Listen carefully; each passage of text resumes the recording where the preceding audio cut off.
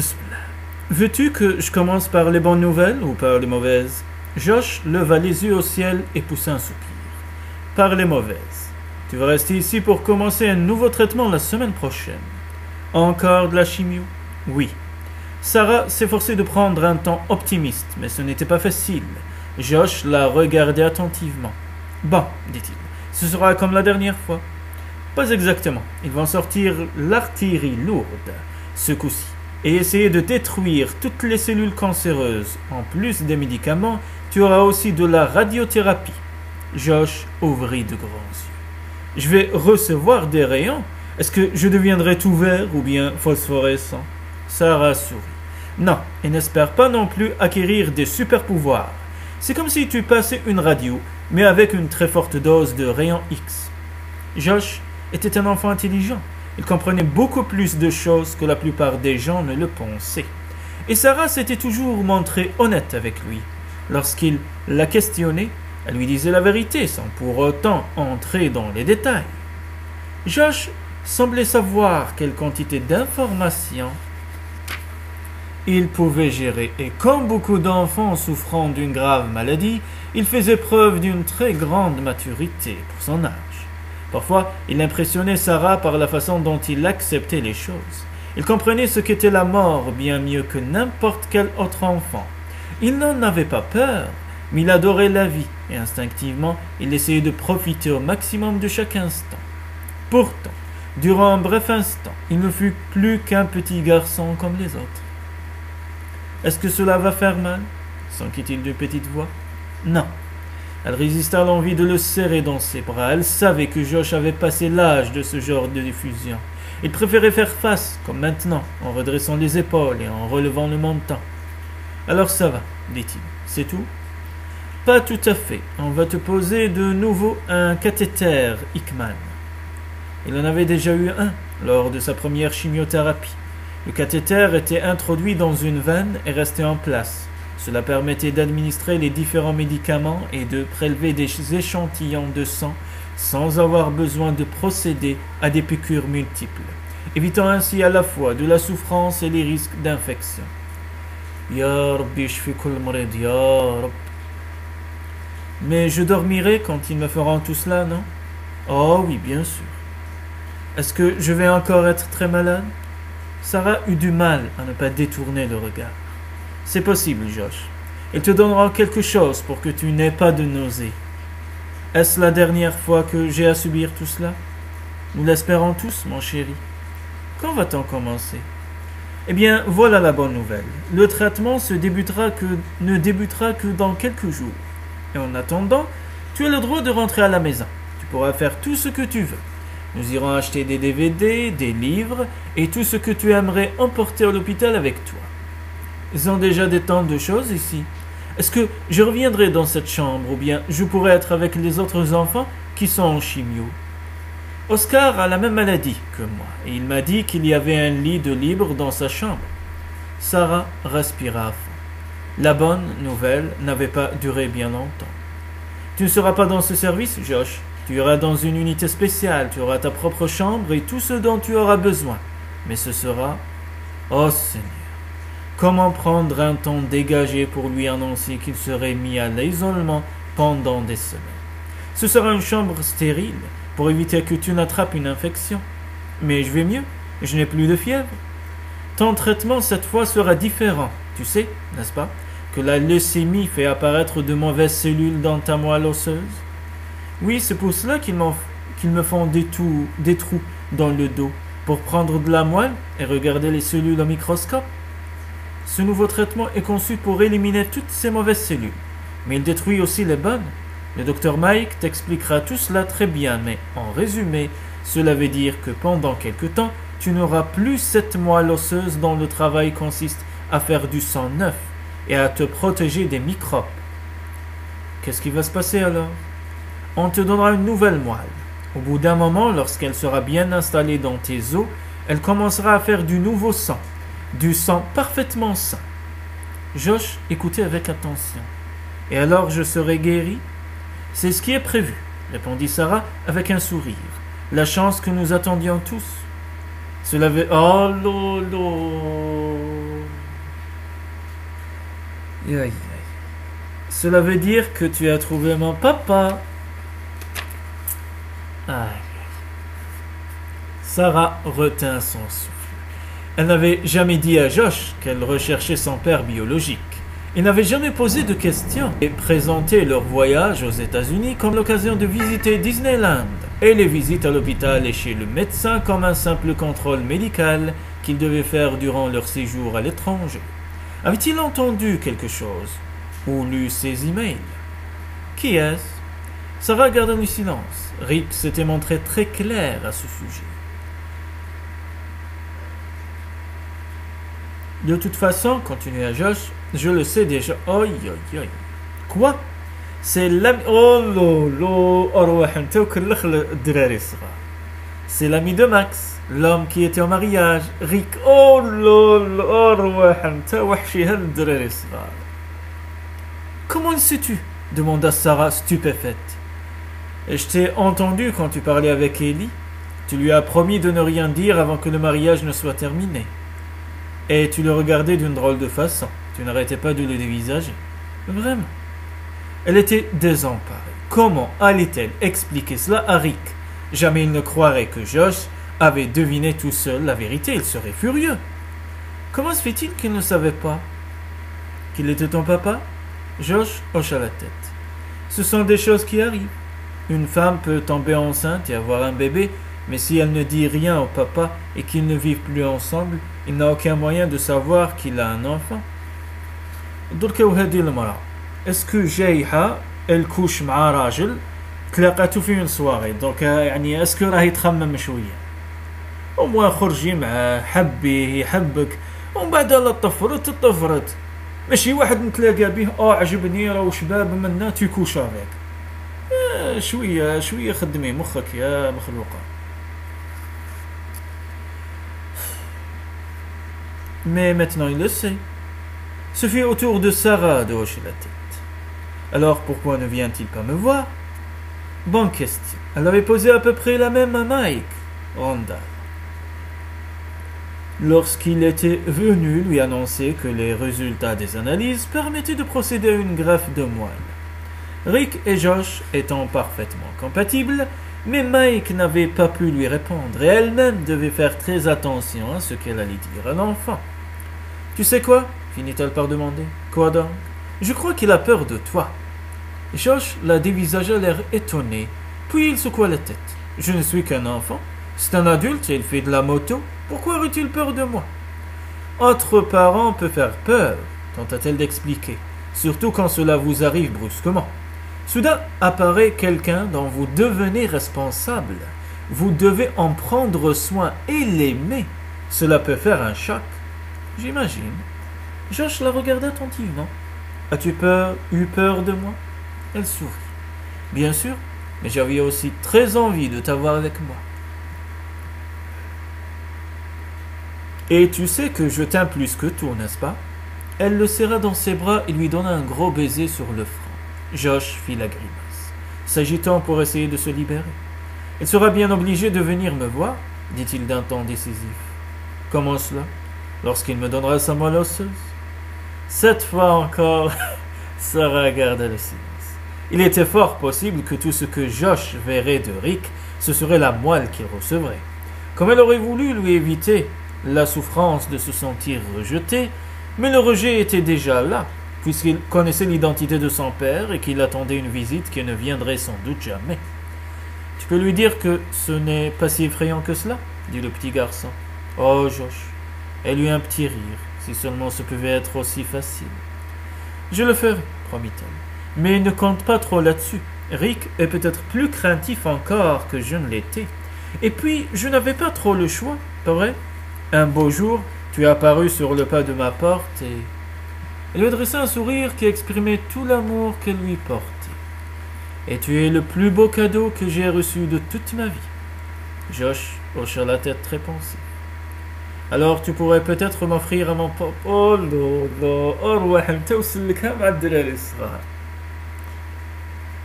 Alors tu pourrais peut-être m'offrir à mon papa. Quoi? Pas pour toujours. S'il me trouvait sur le pas de sa porte, peut-être qu'il cesserait d'avoir peur. Peut-être qu'il trouverait lui aussi que je suis un beau cadeau. Sarah ferma les yeux. L'idée de Josh était audacieuse et géniale, mais impossible à réaliser. Elle secoua la tête. Il n'appréciera peut-être pas beaucoup. Ma chérie. Sauf qu'il lui revenait maintenant à la mémoire ce qu'Ellie lui avait dit, juste avant de partir en lune de miel. La jeune femme lui avait donné l'adresse de Rick au cas où elle aurait besoin d'aide pendant l'absence de ses amis. « Il fera tout son possible pour t'aider », avait-elle dit d'un ton convaincu. « C'est un type bien. Tous les trois sont des types bien. Je leur fais pleinement confiance et je serai prête à leur confier ma vie et celle de Mary. »« Cela se passera bien, dit Josh. Il verra que je ne suis pas si effrayant que ça. Et puis, j'aimerais beaucoup faire un tour sur sa moto. Il a dit qu'il m'emmènerait. »« Pas question, s'écria Sarah. Josh prit un air espiègle.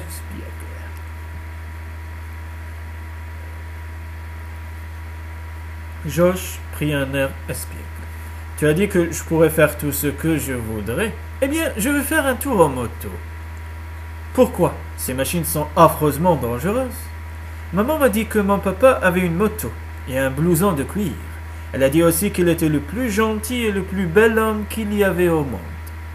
Mon Dieu, Lucie savait-elle depuis toujours qui était le père de Josh? Ou bien l'avait-elle deviné en voyant grandir son enfant et en retrouvant chez lui quelque chose de l'homme qu'elle avait aimé en secret? Ou peut-être avait-elle simplement voulu donner à son fils l'image d'un père idéal dont il pourrait être fier? « Je peux mourir, dit Josh avec calme, et si cela arrivait avant que je sache quel effet cela fait d'être sur une moto? Il savait l'apprendre par les sentiments, se dit Sarah, le cœur déchiré. Comment résister à ce genre de chantage?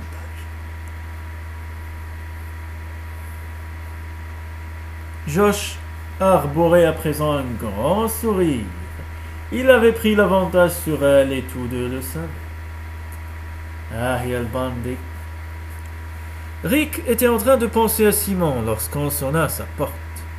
Son jeune patient, hospitalisé dans le service de réanimation, commençait à pouvoir respirer tout seul. Et bientôt, on pourrait le débarrasser de l'appareil qui le ventilait. Il paraissait maintenant sorti d'affaires, il était sauvé, mais à quel prix? Quelles séquelles garderait-il? Ses parents se réjouissaient de le voir faire des progrès de jour en jour, mais comment réagirait-il si leur fils ne pouvait plus parler, ou bien ne pouvait plus marcher, ou s'il ne les reconnaissait plus? Lorsqu'il ouvrit la porte, sa surprise fut totale. « Josh, mais qu'est-ce que tu fais ici ?»« C'est Sarah qui m'a amené. »« Comment cela ?» Rick regarda par-dessus la tête du petit garçon. Une voiture rouge était arrêtée au bout de l'allée. À cette heure-ci, reprendre sa place dans le flot de voitures qui circulait sur cette grande artère était une manœuvre délicate. Cela prendrait bien 1 minute ou 2 à Sarah.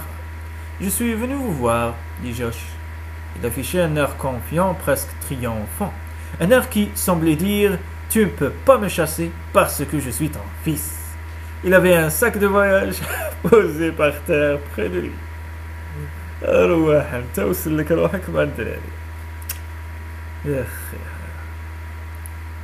Attends-moi 1 minute, bonhomme, » dit Rick en s'efforçant de sourire. « Je reviens tout de suite. » Jamais il n'avait dévalé l'allée aussi vite. La colère lui donnait des ailes. À quel jeu pervers Sarah se livrait-elle? Il arriva à sa hauteur au moment où elle démarrait, sans réfléchir. Il se jeta devant sa voiture et asséna un coup de poing sur le capot, comme s'il espérait l'arrêter ainsi. Oh, oh, wesh, Iron Man! Ah, cela. En tout cas, cela réussit. Sarah écrasa la pédale du frein et la voiture s'immobilisa en faisant une embardée. Rick s'approcha de la portière du côté conducteur. La vitre était baissée. Sarah regardait droit devant elle, les mains encore crispées sur le volant. « Que se passe-t-il » demanda-t-il d'une voix glaciale. Sarah tressaillit et évita de le regarder. « Josh voulait vous voir. Il m'a dit que vous lui aviez promis de l'emmener faire un tour en moto. Il veut en parler avec vous. » Rick déglutit avec difficulté. Cela n'avait aucun sens. Lorsqu'il avait fait cette proposition le jour du mariage, Sarah avait réagi comme s'il avait eu l'intention de tuer Josh. Mais ce se demandait pourquoi la jeune femme avait changé d'avis. Il y avait des choses plus importantes à régler. Et alors? Vous l'avez simplement laissé devant ma porte? Quelle sorte de tante êtes-vous? Et si vous vous étiez trompé d'adresse, ou si je n'avais pas été chez moi? J'ai demandé à Mike de vérifier votre emploi du temps. Je connaissais déjà votre adresse et j'ai attendu jusqu'au moment où je vous ai vu ouvrir la porte. Elle lui jeta un regard en coin où se lisait un mélange de défi et de culpabilité. Une expression qui lui rappela le temps de l'adolescence, lorsqu'on fait quelque chose qu'on croit devoir faire, tout en sachant qu'on aura de grands ennuis si l'on est pris sur le fait. Mais il n'avait pas l'intention de se laisser distraire ni attendrir par les raisons qui avaient pu pousser Sarah à se conduire de cette façon. Est-ce un jeu pour vous? Vous croyez que je vais changer d'avis et lui dire que je suis son père simplement parce que nous nous trouverons face à face? Cette fois, Sarah le regarda dans les yeux. Ce ne sera pas nécessaire, Josh le sait déjà. Vous lui avez dit? S'écria Rick d'un ton incrédule, après que j'ai bien spécifié ne pas vouloir qu'il... Sarah ne lui laissa pas le temps de terminer sa phrase. Non, je ne lui ai rien dit. Je pensais qu'il avait le droit de savoir, mais je me suis tue, car je ne voulais pas qu'il apprenne que vous refusiez de le reconnaître. C'est Josh qui m'a dit que vous étiez son père, et je n'ai pas pu lui mentir. Rick sentit un grand froid l'envahir. Est-ce la peur? Mais quelque chose brûlait aussi en lui, comme de la colère. Je ne vous crois pas. C'est votre droit, riposta Sarah d'un ton sec. Mais si vous voulez savoir la vérité, Josh avait envie de vous voir, et c'est lui qui a eu l'idée de se présenter chez vous. Très mauvaise idée. Je déteste qu'on me force la main. J'en suis convaincu. Avez-vous réfléchi au risque que vous preniez? Tout cela me déplaît profondément, Sarah. Et si je refusais finalement de donner ma moelle? Jamais vous ne feriez cela. Elle semblait si affirmative qu'il s'énerva. Comment pouvez-vous en être si sûr? Il vit la peur apparaître sur le visage de la jeune femme. Curieusement, se trouver en position de force ne lui procura aucun sentiment de satisfaction. Je me fie à mon instinct, admit Sarah. Je ne crois pas que vous soyez homme à ne pas tenir vos promesses.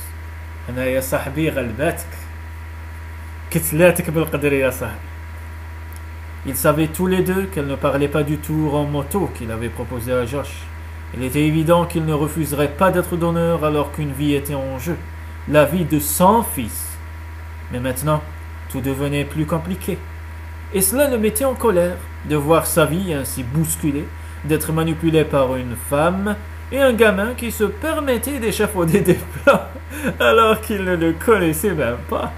Il n'avait d'ailleurs aucune envie qu'il le connaisse. En fait, c'était bien cela le problème. S'il les laissait entrer dans sa vie, plus rien ne serait jamais pareil. انت راك خايف من الشونجمون وراك خايف تخرج من لا زون دو كونفور تاعك. إبا حنوني في هذه الدنيا حتى حاجه ما مضمونه. اليوم راك مرفه الغدوه راك زواني، اليوم راك صحيح الغدوه راك مريض، اليوم راك حي الغدوه تقدر تموت. ما كاش حاجه دايمه وما كاش حاجه مضمونه. تسمى غير وجد روحك انه كل شيء ممكن وكل شيء قادر يصرى من دقيقه لخدها. C'était sa vie qui était en jeu, la vie qu'il avait toujours menée, et il avait l'horrible sentiment qu'il ne sortirait pas vainqueur de cette bataille. Il croisa les bras et fixa Sarah d'un regard furibond. Cela ressemble tout de même à une sorte de pari, non? Oui, je fais le pari que vous êtes un être humain digne de ce nom. Elle reprenait ces mots, les mots exacts qu'il avait employés quelque temps auparavant lorsqu'il avait affirmé que le père de Josh, s'il était retrouvé, n'aurait pas le cœur de refuser de faire ce qu'on attendait de lui. Si vous revenez sur votre promesse, dit Sarah, Josh mourra. Je vais travailler au Queen Mary Hospital et chaque fois que vous me verrez, vous vous souviendrez de lui et de ce que vous avez refusé de faire pour le sauver. Aïe, aïe, aïe, aïe, aïe. Je pourrais très bien partir ailleurs. Rick serra le poing. Certes, sa réponse était puérile, mais il était désespéré. Il y avait sur le pas de sa porte un petit garçon qui attendait son père biologique. Lorsqu'il regagnerait son appartement, il serait père, qu'il le veuille ou non. Le regard de Sarah s'était adouci. Vous vous souviendrez quand même de lui, dit-elle, chaque fois que vous verrez un petit garçon. Mais à quoi pensez-vous en le laissant ici? Combien de temps exactement avez-vous l'intention de l'abandonner? Josh devait m'envoyer un texto pour que je revienne le chercher s'il ne se sentait pas bien avec vous. Et si je l'ai laissé chez vous, c'est parce que Josh a le droit de savoir quel genre d'homme est son père. Et vous, vous devez savoir qui est votre fils et vous rendre compte ainsi de ce à quoi vous renoncez. Elle poussa un long soupir. Vous êtes déjà impliqué dans cette histoire, Rick. Je pense qu'il faut maintenant vous y investir. Pourquoi? Josh vous a, jusqu'à présent, cela lui a suffi. Et aujourd'hui encore, cela reste suffisant. Non, s'écria Sarah en élevant le ton. Ce n'est pas suffisant, ni pour Josh, ni pour moi. Avez-vous seulement idée de ce que j'ai vécu à cause de tout cela? Non, bien sûr.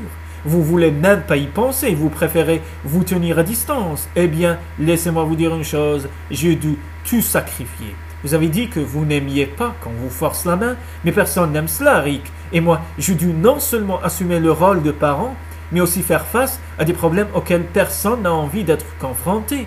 Non pas que je n'aime pas Josh, c'est un enfant délicieux et je l'adore, mais cela fait tellement mal de le voir subir toutes ces épreuves, de savoir qu'il peut mourir finalement malgré tout ce qu'on essaie de faire.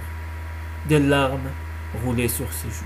Elle les balaya d'un geste rageur. « Je ne suis que sa tante, dit-elle, la voix enrouée.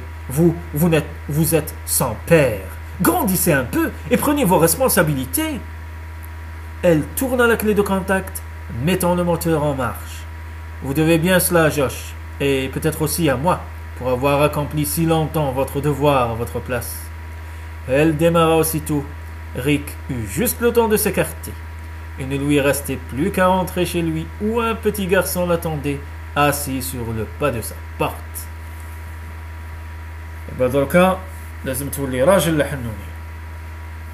Sarah continua de rouler, attendant d'être hors de vue pour s'arrêter. Les larmes l'aveuglaient et ses mains tremblaient tellement qu'elle avait du mal à tenir le volant.